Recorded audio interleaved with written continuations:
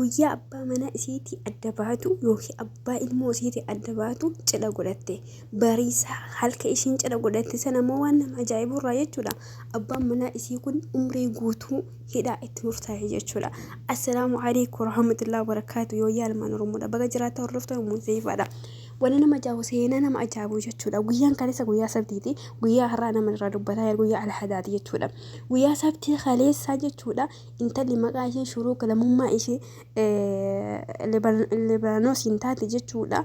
Abbaa manaa isiitii wal hiittee wal xallaqxee haflaa godhattee jechuudha. Cidha godhattee jarri kunniin bara 2022 wal fuudhan ilmoo lama dhiiraa walirraa qaban jechuudha. Waggaa afur wajjin turanii waggaa arfan kana keessatti wanna isaan wal godhan yookiin wal dalagaa deeban viidiyoon tokko tokko gabaa miidiyaa irra deemu argaa jirra jechuudha. Waan nama jibbisiisudha. Haa ta'u garuu immoo nama dinqu ammoo jechuudha. Namni guyyaa heerume yookiin guyyaa bultii ijaarratu cidha yookiin haflaa godhata jennaan isiin ammoo guyyaa abbaa manaa isiitii adda baatu haflaa godhatte. Sanirraan ammoo abbaan manaa isii guyyaa halka isiin cidha godhatte bariisa abbaan manaa isii ammoo irratti murteeffamee umrii guutuu akka hidhaa keessa turu godhame jechuudha. Jara kana hin beektanii jedhe yaada warri miidiyaa fayyadamu keessaafuu namichi kun Dr. Fuudi jedhama. Nyaata tolchuudhaan yookiin khazna yookiin sharikaa nyaata tolfamuun qabadde jechuudha. Namni hedduun hin beeka jechuudha namicha kana.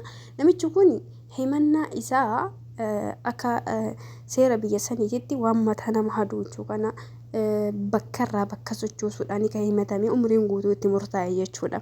Wanni nama ajaa'ibu ammoo haati manaa isaa jechuun addaan baatee wal hiikanii haflaa godhattee gaafa wal fuudhan jechuudha.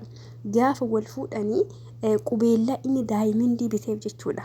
Qubeellaa inni daa'imandii biteefi isheen gurgurtee guyyaa kaleessaa jechuudha. Halkan kaleessaa kana jechuudha. Halka idaa kana halka sanbataa kana jechuudha.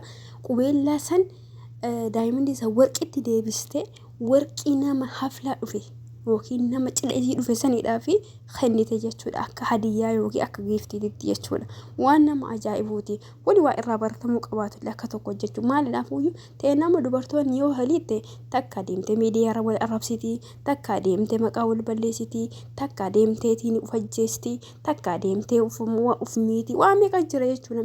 Garuu isheen yeroo jalqabaatiif miti amma durallee hiikamtee turte. Amma durallee kabiraa biraa hiikamtee turte. Garuu kun kalammataan kaisaa irra walii kan jechuudha. Kalammataa kana ammoo seenaa takka addunyaa irratti ta'ee hin beekne taasiste jechuudha. Namni mee isin argitanii dhageettanii beektanii nama walii keetiin cidha godhatu hin argine jechuudha. Nama walii hiikee cidha godhatu argine wal fuudhee cidha godhatu malee garuu si ammoo walii kee irra cidha ajaa'ibaa kana godhattee wanni inni guddaa ammoo halka isiin cidha godhataa bulte. Halka isiin lafa dhiitaa bulte bashannanaa bulte waa meeqataa bulte guyyaa nama abbaan manaa hidhaa mootummaa biyya sanii harka seeneetiin umrii waggaa amma duraayyuu umrii guutuu itti murtaa'ee ture garuu hin qabamne jechuudha. Hin qabamne qabamee hidhaa jira jechuudha.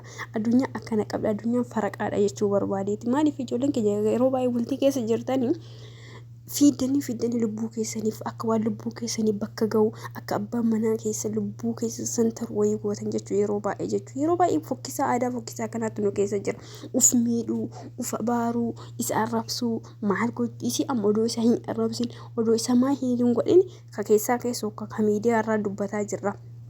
Miidiyaa irratti odoo waan takka hamaa isaa afaanii isii irraa hin bahini haflaa maal fakkaatu godhattee fata jetteetiin hoyaa kaleessa turte jechuun intalleetun jechuu yookiin dubartiin tun jechuu akkana galas namni ogaafa bahe maqaa addaan bahe wal balleessu maqaa wal inni garuu dhaadataa ture dhugaa rabbii mi'a filaan kun haa godhamu itti gaafatama warri achitti hirmaatanillee warri maal taatanillee warri akkas taatanillee seera yookiin seera isin gaafachiisaa jedhaa ture jechuudha.